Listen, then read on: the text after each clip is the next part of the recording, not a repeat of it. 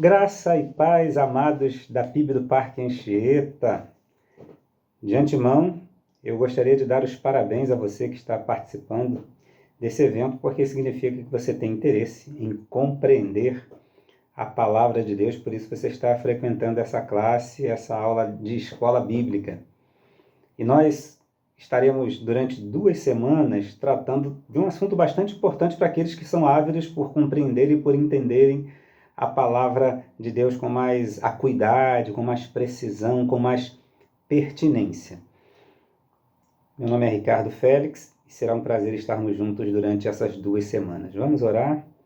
Obrigado, Pai querido, por essa oportunidade de falarmos sobre a Tua palavra, estudarmos a Tua palavra, de estarmos em comunhão, expressando o nosso desejo de Te conhecer melhor e nos relacionarmos melhor contigo, Pai, frutificar, Te servir cada vez melhor.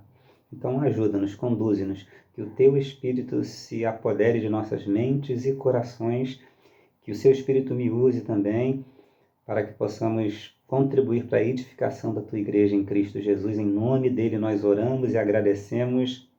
Amém. Você entendeu errado. É um quadro do canal do Jesuscope, com Douglas Gonçalves, que aborda textos bíblicos assim que são comumente interpretados equivocadamente, a despeito de serem ou não textos complexos. Por exemplo, aquele famoso texto de 1 Coríntios 3,6.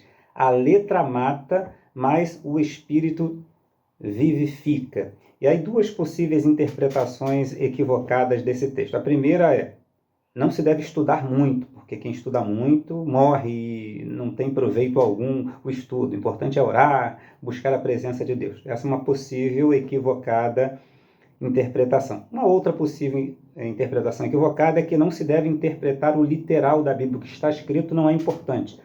O mais importante é buscar a direção, a revelação de Deus. O que o Espírito colocar no seu coração a respeito do significado daquela palavra, isso sim é que é importante, porque a letra mata, mas o Espírito vivifica, e ficaria a critério de cada leitura a interpretação conforme a revelação do Espírito de Deus para ele. São exemplos da importância de se interpretar, de manejar adequadamente a palavra de Deus. 2 Timóteo 2,15, que é um texto básico, nós citaremos alguns outros aqui durante essa lição. Ele vai dizer o seguinte: esforce-se sempre para receber a aprovação do Deus a quem você serve. Seja um bom trabalhador, que não tem de que se envergonhar e que ensina corretamente a palavra da verdade. O nosso objetivo aqui, então, é que você esteja alerta quanto aos perigos da interpretação equivocada das Escrituras, mais do que esteja alerta, tenha interesse, e não somente tenha interesse, busque o mais fielmente possível interpretar aquilo que o Senhor fala por meio da sua palavra, a sua igreja. Nós estaremos, como falei, durante 2 semanas tratando desse tema a partir da revista Interpretar ou Examinar as Escrituras. Uma pergunta que precisa iniciar essa nossa instrução, a nossa aula de hoje. O que é interpretação bíblica? Você já deve ter ouvido falar na palavra hermenêutica, que é a ciência que estuda os princípios, as leis e os métodos de interpretação da Bíblia, que tem como base essa palavra hermenêutica a palavra hermeneuo, que significa explicar, interpretar, falar com clareza, traduzir. Esse termo tem uma origem um tanto quanto pagã, né? A hermenêutica vem de Hermes, que seria como que um porta-voz dos deuses na mitologia grega, especialmente de Zeus, para quando necessária uma transmissão de uma mensagem do Olimpo para os homens, os seres humanos, a linguagem não inteligível diretamente dos deuses pudesse ser traduzida e compreendida pelos homens, e Hermes era como que esse porta-voz enviado pelos deuses, especialmente por Zeus, à humanidade. E a sua eloquência, com a sua eloquência, melhor dizendo, ele transformava aquilo que era incompreensível a algo palatável e acessível à compreensão dos homens. O verbo hermeneu passou então a significar alguém que leva as pessoas a compreenderem algo em seu próprio idioma, na sua própria capacidade de compreensão. É o que nós vemos, inclusive, em alguns textos bíblicos, são diversos, eu vou citar apenas alguns, isso está na sua lição 4, aí eu espero que você tenha lido, ou pelo menos leia assim que possível, da nossa revista. Há um texto, por exemplo, em Lucas 24, 27, eu vou citar esse texto pelo menos 2 vezes aqui, em que o próprio Jesus se vale dessa palavra. Então Jesus o conduziu. Na verdade, não é que Jesus se vale, o texto fala que Jesus se valeu desta prática da hermenêutica, da interpretação para explicar a palavra. Diz assim, versículo 27 de Lucas 24. Jesus os conduziu por todos os escritos de Moisés e dos profetas, explicando, e aqui está a base dessa palavra hermenêutica, o que as escrituras diziam a respeito dele. Então, interpretar as Escrituras, que foi a pergunta do tópico 1 dessa nossa lição, é torná-la compreensível, é esclarecer o seu significado ao leitor ou ao seu ouvinte. Joseph Kohler, ele diz, os princípios da interpretação devem dar-nos não só a possibilidade de, atrás das palavras, encontrarmos os pensamentos possíveis, veja só, não só a possibilidade de encontrarmos os pensamentos possíveis, mas também a de, entre os pensamentos possíveis, descobrirmos o verdadeiro. O verdadeiro pensamento, todavia, pode ser extraído de diversas formas, e aí essa ciência hermenêutica vai nos mostrar algumas possibilidades. Eu queria fazer algumas provocações para você que está atento. Esteja ligado aí nessas provocações. E nós não pretendemos dar qualquer esclarecimento depois no chat, se tivermos possibilidade, ou até pessoalmente a gente pode debater sobre isso. São temas, inclusive, a serem propostos aí para serem debatidos e discutidos numa outra ocasião, porque aqui o objetivo é apenas falarmos sobre essa possibilidade de interpretarmos a Bíblia. O crente pode ou não beber vinho? Essa é a primeira provocação. Será que você entendeu errado? Dança é ou não é pecado? E tatuagem? Entrar na igreja de boné ou bermuda? Pode, não pode? Mulher, pode ou não falar na igreja, liderar, ser pastora? Essas são algumas perguntas que deixam claro, ou deixam clara, e aí eu parto para o segundo ponto da nossa lição, a necessidade da hermenêutica, que é, como nós acabamos de ver, essa ciência que fala das leis, dos métodos, das formas de se interpretar a Bíblia. Quando nós falamos da necessidade da hermenêutica, nós estamos aqui como que demonstrando que é mais do que uma opção, queridos. É mais do que uma alternativa, especialmente para aqueles que são fiéis servos do Senhor, aqueles que se dizem os seguidores e cumpridores da palavra. Não é apenas algo interessante, é interessante saber interpretar, não. Trata-se de algo essencial para a vida cristã e para o ministério, para a expansão do reino de Deus na terra, por alguns fatores. O primeiro deles que a lição cita é a questão do pecado.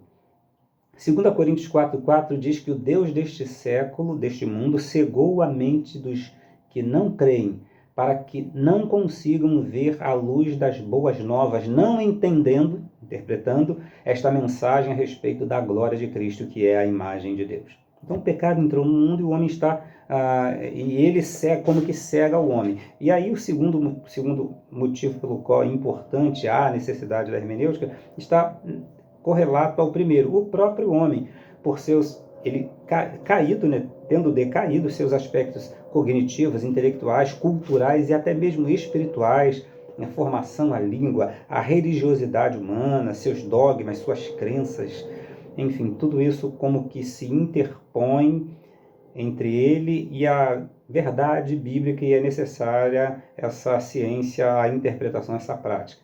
O próprio texto bíblico, vamos admitir, e aqui nós não temos tempo para nos aprofundar, mas parece que o próprio Deus ele estabelece um certo nível de dificuldade, pelo menos para alguns temas, exigindo do homem uma certa atividade também, né? Claro que o que é mais importante é possível compreender numa primeira leitura, interessada, claro, e nós vamos falar aqui alguns requisitos daqueles que interpretam adequadamente a palavra, Mas a palavra em si já exige um determinado esforço, e por isso eu costumo fazer uma pegadinha, inclusive estou fazendo um discipulado com um casal, assim, não são frequentadores de igreja evangélica, e eu falei com eles, me mostre na Bíblia a orientação de que você deve ler a Bíblia. É uma pegadinha, inclusive, para você. Por isso, exatamente por conta de a Bíblia exigir um pouco mais que a superficial leitura, é que é necessária a ciência da interpretação, a prática da interpretação, porque falando ciência parece inacessível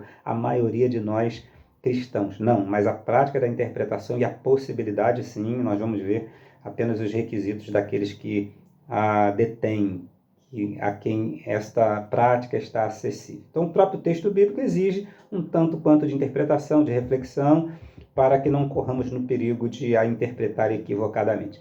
Queridos, um outro fator interessante, o próprio exemplo de Jesus, como nós acabamos de ler. Eu vou ler o texto um pouco mais completo, em Lucas 24, agora os versículos de 25 a 27. Como vocês são tolos, disse-lhe Jesus. Como custam a entender o que os profetas registraram nas Escrituras? Não percebem que era necessário que o Cristo sofresse essas coisas antes de entrar em sua glória? Isso é depois que Jesus ressuscita e alguns homens estão como que frustrados, não entendendo que fazia parte do plano de Deus que ele fosse crucificado, mas que ele ressuscitaria. Então, esses discípulos, mesmo os discípulos, não interpretaram adequadamente as profecias. Então, Jesus, versículo 27 diz, né? Os conduziu por todos os escritos de Moisés e dos profetas, como nós já lemos, explicando, interpretando o que as Escrituras diziam a respeito dele. O exemplo de Jesus nos mostra a importância e a necessidade da interpretação da Bíblia. O próprio Paulo, o zelo dele, quando nós lemos lá o texto base de 2 Timóteo 2,15, procura apresentar-se a Deus como obreiro aprovado. Ali tem a palavra ortotomeu, que significa manejar, dividir corretamente a palavra. MacArthur chega a aventar a possibilidade de que Paulo estivesse se valendo da sua experiência como fazedor de tendas, que era feita de retalhos de peles de animais, e a cada parte precisava ser precisa, ou pelo menos quase que precisamente cortada, para que se encaixasse e o todo ficasse harmonioso. Então era como se Paulo estivesse dizendo, você precisa entender cada parte da Bíblia para que o todo tenha o sentido, o significado. A experiência de Filipe também, lá em Atos 8, 26 e 40, mostra a necessidade da hermenêutica, né? Havia ali um oficial etíope lendo, mas sem qualquer efeito, efetividade da palavra sobre a vida dele. E quando Filipe explica, esclarece, pratica a hermenêutica junto àquele oficial, há um entendimento, há discernimento, ele é liberto e ali ele é salvo e é batizado. Por isso a necessidade, dentre outros motivos, de nós interpretarmos adequada e corretamente a palavra de Deus com o discernimento, com a inspiração, para compreender exatamente aquilo que a própria Bíblia tem a nos dizer de tão precioso para as nossas vidas. Até aqui tudo bem? Então, nós estamos vendo aqui o que significa a hermenêutica, né? A interpretação da Bíblia, que é nada mais, nada menos do que trazer o conteúdo para algo inteligível, compreensível, vou usar um neologismo aqui, entendível, palatável, algo que seja adequado à sua capacidade de compreensão. E a importância, a necessidade da hermenêutica, dessa ciência, dessa prática, eu vou falar interpretação bíblica, tá, queridos? Porque a hermenêutica fica muito para o âmbito teológico, para o âmbito acadêmico, mas é a interpretação bíblica que é a necessidade de cada um de nós que lida com a palavra de Deus, espero eu, diariamente, porque ela é lâmpada para os nossos pés, luz para os nossos caminhos, ela é pão que nos alimenta, é a verdade a qual o Espírito nos conduz. O Senhor Jesus profetizou, o Espírito os guiará a toda a verdade. Então a necessidade é por conta do homem caído, do pecado que entrou no mundo, dificultando, como que cegando, por conta da própria palavra, que é claro que Deus ele quer que nós interpretemos, conheçamos, ele se revela, nós vamos falar um pouco mais sobre isso, mas há um mínimo de zelo, de interesse, de meditação, inclusive de pesquisa e de estudo, que nos possibilita, que nos abre a vista e a mente para a compreensão da palavra, Como nós vimos o exemplo de Jesus interpretando, ajudando aqueles que estavam equivocados a respeito das profecias sobre ele, o zelo de Paulo falando sobre a necessidade de que nós cortemos, que nós entendamos cada parte exatamente e juntemos o todo para que faça sentido, e a experiência de Filipe com o oficial etíope, o qual foi levado à salvação e ao desenvolvimento de sua fé a partir da correta interpretação da Bíblia. Agora nós vamos a um terceiro ponto. Primeiro, o que é interpretação. Segundo, por que a necessidade. E terceiro, quais as qualidades de um intérprete da Bíblia. E talvez você já esteja pensando, é um vocacionado para o curso teológico, para o seminário, ou uma vocacionada para o curso teológico seminário, para fazer educação cristã. Nananina, não é por aí. Nós vemos que a palavra, ela mostra alguns requisitos que são, eu diria, quase que graça comum. Graça comum não se aplica, eu vou usar uma expressão melhor, porque a graça comum é aquilo que está acessível a todas as pessoas. Num certo nível, sim, mas é aquilo, pelo menos, acessível a todos os crentes. Todos os cristãos têm a possibilidade de interpretarem adequadamente a Bíblia, desde que desenvolvam algumas características, aperfeiçoem ou até adquiram certas características que são necessárias para estudantes da palavra de Deus. A primeira delas é que ele seja um convertido. Você já entregou sua vida a Jesus Cristo? Não? Então fica realmente muito mais difícil de você compreender a palavra, embora a graça comum, que está acessível inclusive aos incrédulos, aqueles que... Incrédulos no sentido de ainda não ter entregue suas vidas a Cristo. Na verdade é um termo até um tanto quanto aparentemente ofensivo, mas aqueles que não fizeram uma pública profissão de fé em Cristo Jesus, para esses, de fato, a compreensão da palavra se limita a um mínimo para a salvação. Por isso que muitas pessoas não cristãs às vezes querem saber de temas profundos, de milenismo, e coisas que até alguns cristãos têm dificuldade de entender.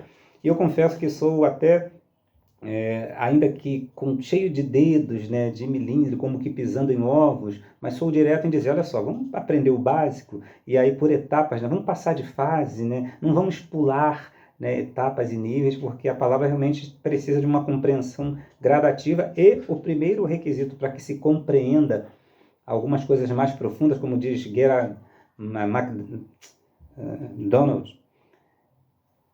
ele diz que uma das características de alguém que se converte é uma nova compreensão. Desculpa, agora me senti preocupado em falar o nome certo.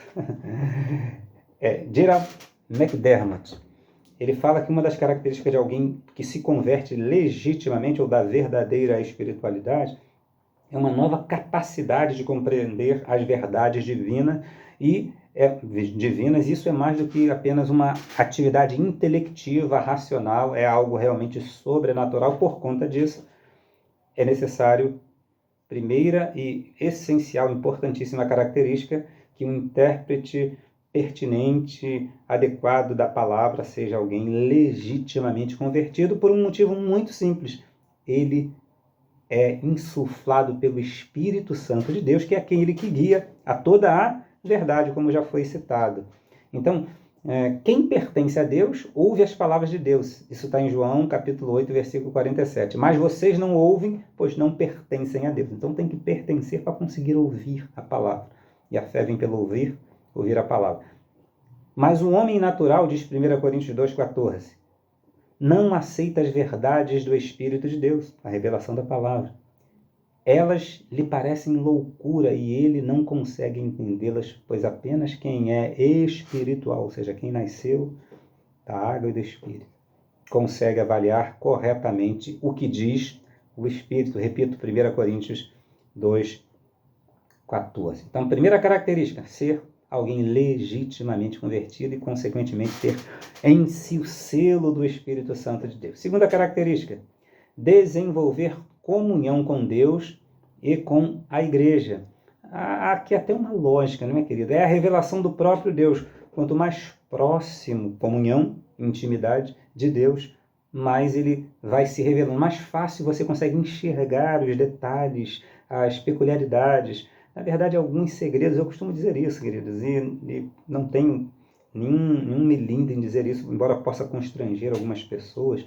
Não tem como Deus se descortinar no seu mais profundo para aqueles que só querem ficar pelas beiradas ali, aqueles que só querem ir no Sermão do Monte, ali, aqueles que só querem ir para a igreja no domingo, e enfim, sem querer ofender, mas uma questão até de equidade e de justiça.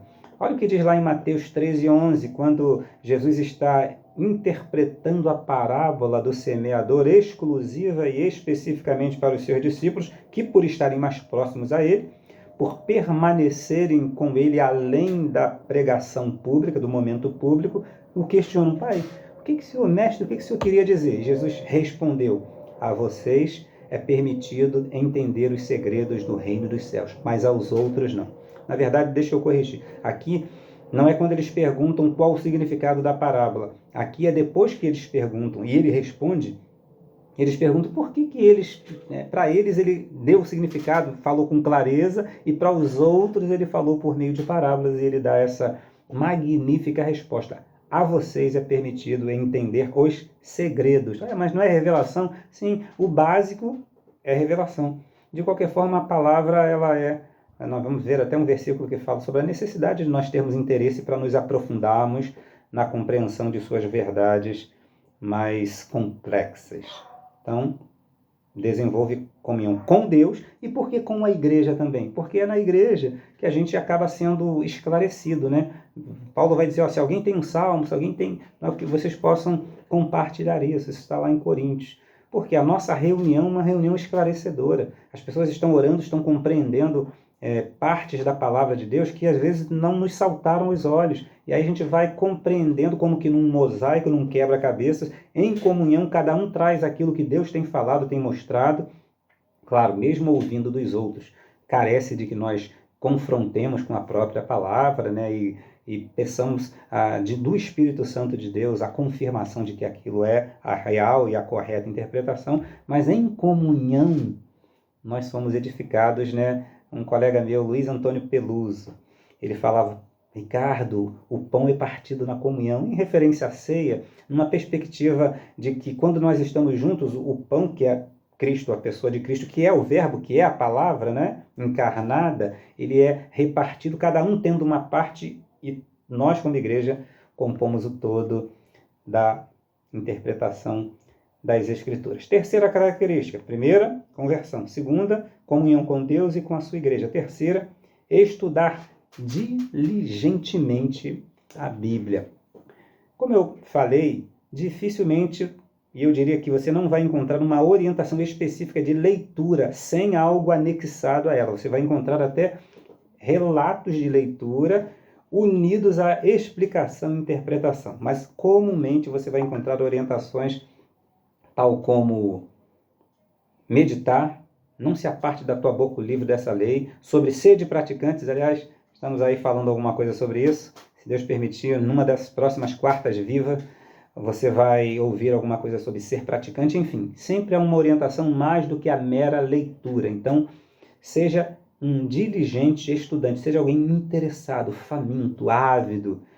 Salmo 1:2 diz: pelo contrário, em relação àquele que anda segundo o conselho dos ímpios, no caminho dos pecadores, na roda dos escarnecedores, antes tem o seu prazer na lei do Senhor, e nela medita o quê? Dominicalmente, na EBD, no culto de domingo, na mensagem do pastor, nas quartas vivas, não, dia e noite. Então, seja alguém interessado, diligente, estudioso. Quarta característica, nós vamos citar algumas: ser humilde, não ter preconceitos, né? Nós também falamos numa dessas quartas vivas, ou seria quartas vivas. Portanto, removam toda a impureza e maldade e aceitem humildemente a palavra que lhes foi implantada no coração, pois ela tem poder para salvá-los. Aí, aceitem humildemente. Nós até explicamos que essa expressão é como se fosse com gentileza, sem rebeldia, é se submeter a ela. A verdade que ela estiver trazendo, aceite e pronto, né? E eu até dei o exemplo de que é como se fosse um animal, e o seu dono, o seu domador, por exemplo, monta nele, em vez dele se debater e derrubar, que ele aceite aquele que nele monta, e aceite a direção que ele vai receber daquele que o domina, que o doma. Então a palavra é como se fosse algo que quer te direcionar, quer te coordenar, né? te orientar, e a humildade para receber, para acolher, para aceitar, por mais que doa, por mais desconforto que gere, por mais inclusive aparentemente incoerente que pareça, é necessário que você aceite com mansidão, com humildade, a palavra sem preconceitos. Uma quinta característica daquele que aprende bem a palavra de Deus, que interpreta bem. Ore buscando, é aquele que ora buscando luz do Senhor, que é o revelador. E aí é uma oração muito preciosa, e por isso que eu falei que há alguns mistérios, alguns segredos que o próprio Deus se reserva o direito de ir revelando na medida em que o buscador dele demonstra real interesse. E olha o que diz o salmista no versículo 18 do maior capítulo da Bíblia. Abre os meus olhos, olha a oração pertinente, preciosa, para que eu veja as maravilhas da tua lei, como quem diz, se o Senhor não me abrir os olhos, pode ser que eu perca algumas das maravilhas, das verdades que estão na tua lei. Então, ore buscando do revelador a revelação, a interpretação, a iluminação para compreender adequadamente a palavra. Sexta e penúltima característica a ser citada aqui. Tenha bom senso, honestidade, busque discernimento. 2 Coríntios 4,2 diz, rejeitamos todos os atos vergonhosos e métodos dissimulados, não procuramos enganar ninguém, nem distorcemos a palavra de Deus. Em vez disso, dizemos a verdade diante de Deus, e todos que são honestos sabem disso. Paulo está falando sobre a necessidade de que sejamos honestos, até porque algumas palavras, mesmo nós as compreendendo por uma questão de conveniência, de adequação à nossa realidade ou ao nosso pensamento, nós podemos distorcê-la. Então, para interpretar corretamente, é necessário ser honesto para com a própria palavra, ter bom senso em relação ao seu conteúdo e, finalmente, não seja precipitado. Olha o que diz Lucas, enquanto escreve o Evangelho para o Teófilo, o excelentíssimo Teófilo. Depois de investigar tudo detalhadamente desde o início, também decidi escrever um relato preciso, excelentíssimo Teófilo, para que tenha plena certeza de tudo que lhe foi ensinado. Então, é importante que a gente perscrute, investigue, leia o que sérios comentaristas falam, perguntemos aos nossos líderes, aos nossos pastores, a pessoas um pouco mais experimentadas na palavra quando necessário. Então são essas as 7, dentre outras possíveis características de um bom intérprete da Bíblia. Veja que não tem nada que tem que ser seminarista, vocacionado, pastor, apenas alguém realmente convertido e que desenvolva essas características. Mais um ponto da nossa lição. Para que é importante a interpretação correta da palavra? É claro que isso já ficou bem nítido do início para cá, mas eu quero citar pelo menos 4 motivos, 4 fatores que tornam importante. Primeiro, para se ter integridade bíblica. Olha o que diz Atos 20, 26 e 27. Por isso eu declaro hoje que, se alguém se perder, não será por minha culpa, pois não deixei de anunciar tudo o que Deus quer que vocês saibam. Então, para que a gente não se perca, é necessário aprender toda a palavra, interpretá-la. É lógico que isso é um processo longo.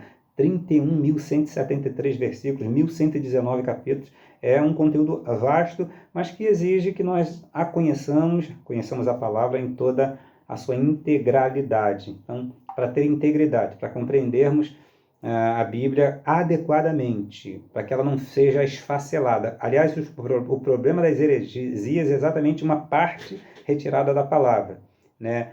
Dentre outras possibilidades. O todo também interpretado equivocadamente também chega a gerar heresias. Então, para que nós compreendamos a Bíblia em sua integridade. Segundo, para ter autoridade bíblica, porque a palavra verdadeira, a palavra de Deus, aquilo que Deus quer realmente transmitir, é que tem poder para salvar, que tem poder para transformar. E vocês sabem que as Escrituras não podem ser alteradas, diz lá Jesus no Evangelho de João, capítulo 10, versículo 35, a parte A.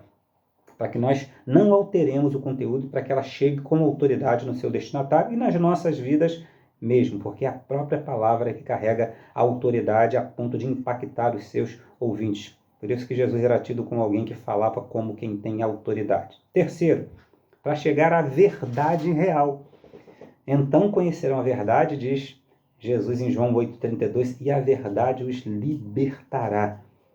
Precisamos então interpretar o que é verdade na própria Escritura, para que a verdade traga a libertação e cumpra o seu objetivo. Daqui a pouquinho nós vamos falar dos seus objetivos. Para ter práticas corretas, finalmente, nós falamos então que para que nós a interpretemos com integridade, vejamos o todo, para ter autoridade bíblica na hora de manifestar a palavra, para chegarmos à verdade que liberta e cumpre os seus objetivos, e para que tenhamos práticas corretas. Salmo 119, 9 diz: como pode o jovem manter puro o seu caminho? E ele mesmo responde, o salmista, obedecendo a tua palavra, observando conforme a sua palavra. Por isso, dentre outras possibilidades, é muito importante interpretarmos corretamente a palavra. Finalmente, por hoje, nós vamos iniciar aqui alguns princípios de interpretação bíblica, os quais serão complementados na próxima lição, que é a lição 5 desta revista. Nós vamos iniciar aqui e na próxima ocasião, provavelmente na próxima semana, estaremos completando. São alguns princípios preciosos para os quais você precisa atentar se quer, de fato, aprender a interpretar a Bíblia corretamente. Primeiro, e aí eu queria só esclarecer que esses princípios são tirados de alguns livros, mas especialmente de Walter Hendrickson, da editora Mundo Cristão, um livro que fala sobre princípios de interpretação bíblica. Primeiro, trabalhe partindo do princípio de que a Bíblia tem autoridade. Se quer interpretar a Bíblia, acredite que ela é a verdade, que ela tem a última palavra, né? Razão, tradição, palavra de um líder, mesmo do seu pastor, claro, devem ser inicialmente até respeitadas, mas desde que elas sejam confirmadas na palavra, que é a nossa autoridade última. Então, reconhecer essa autoridade é pré-requisito para compreender adequadamente, para interpretar adequadamente a palavra. Certo? Então, a palavra tem autoridade. Já se dirija para ela pensando, ela é verdade.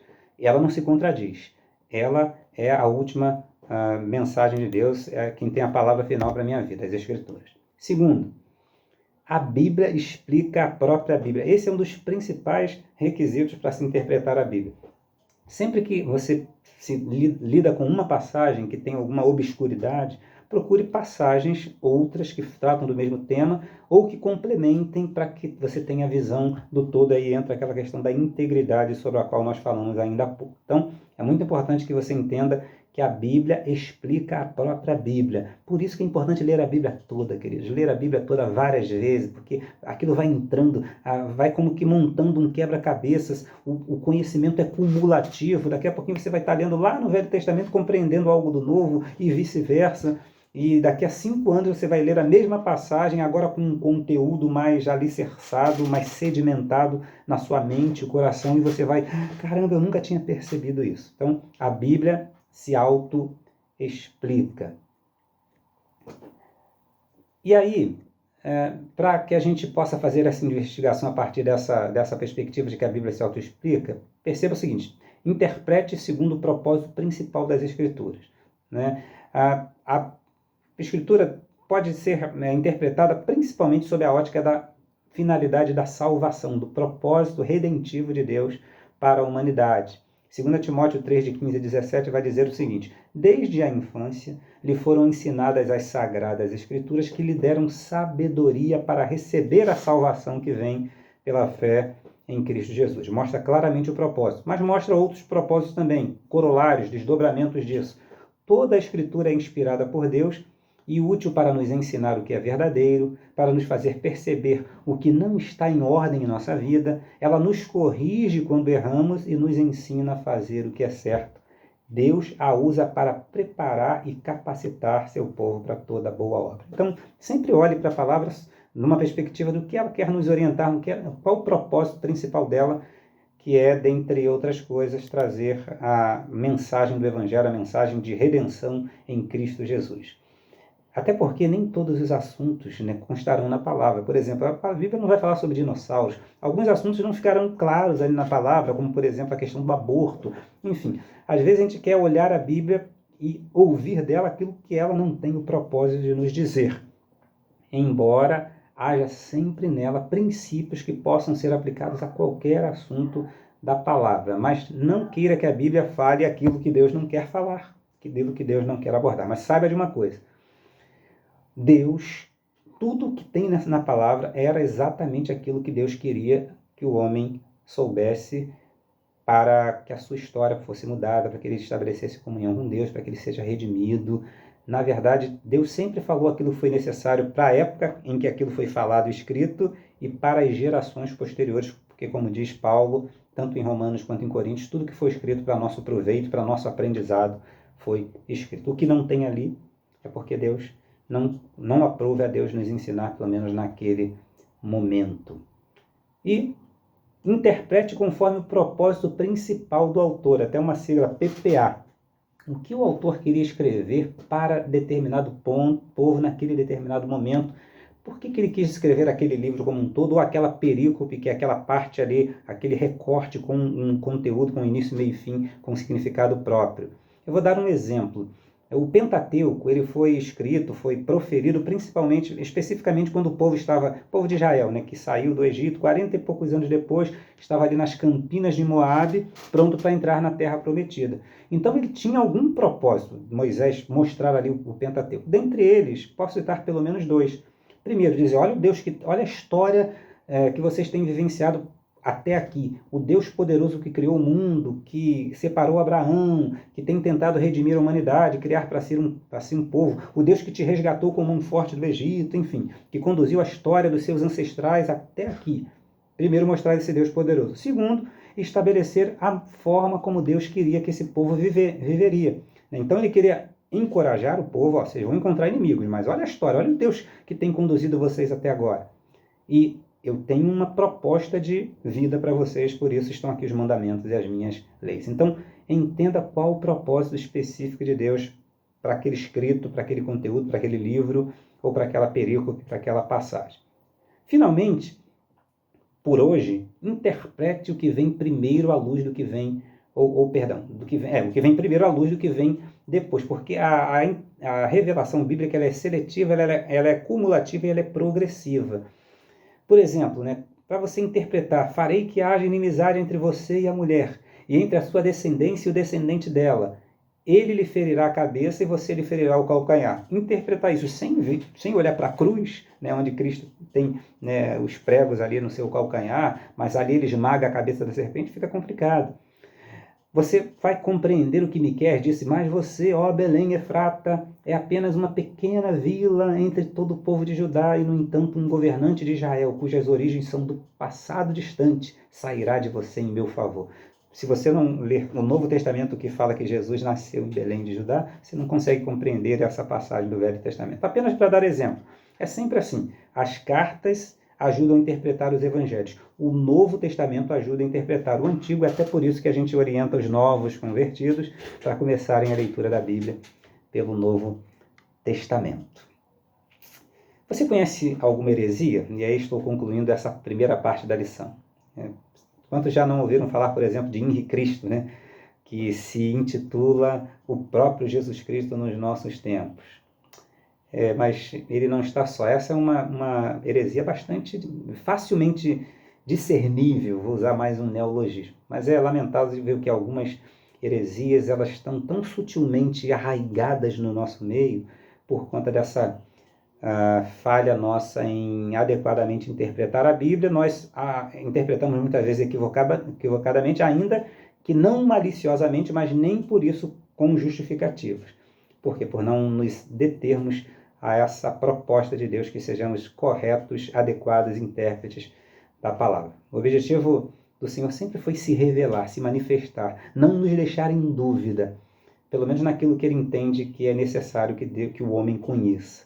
Mas para isso é necessário que nós tenhamos um mínimo de interesse de nos apropriarmos adequadamente da revelação das Escrituras por meio da correta interpretação. Na próxima semana a gente continua aí com algumas técnicas, algumas dicas, algumas orientações sobre como interpretar a Bíblia corretamente, sobre princípios de interpretação bíblica.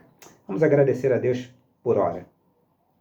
Muito obrigado, Senhor querido, porque o Senhor nos traz uma lição tão importante, Pai, tão pertinente, nesses tempos de tanta heresia, às vezes maliciosas e outras nem tanto, Pai, por inocência, porém sem justificativa, quando nós não interpretamos a Tua palavra adequadamente. No nome de Jesus, desperta em nós o desejo do salmista: desvenda os meus olhos para que eu veja as maravilhas da tua lei. Mais do que despertar o interesse teórico, Pai, nos ajuda a praticarmos esses princípios, a manifestarmos na prática o real interesse, para que o próprio Senhor se veja interessado em se revelar a nós e nos mostrar maravilhas, conhecimentos e lições preciosas para o nosso bom viver, para o nosso bom relacionamento contigo.